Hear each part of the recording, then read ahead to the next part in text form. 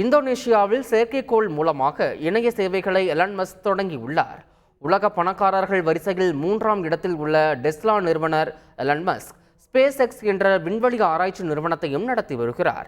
இதன் துணை நிறுவனமான ஸ்டார்லிங்க் மூலம் இதுவரை 6000 சிறிய ரக செயற்கைக்கோள்களை விண்ணில் நிலைநிறுத்தியுள்ளார். இதன் மூலம் 75 நாடுகளில் செயற்கைக்கோள் மூலமான இணைய சேவைகளை அளித்து வருகிறார். ஞாயிற்றுக்கிழமையன்று இந்தோனேஷியா சென்ற எலான் மஸ்க் அங்கு சுகாதாரத்துறைக்கான ஸ்டார்லிங்க் இணைய சேவைகளை தொடங்கி வைத்தார்.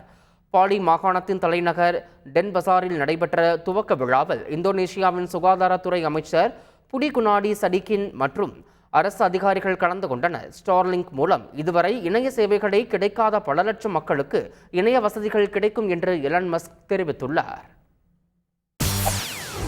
செய்திகளை உடனுக்குடன் தெரிந்து கொள்ள உடனே சப்ஸ்கிரைப் பண்ணுங்க.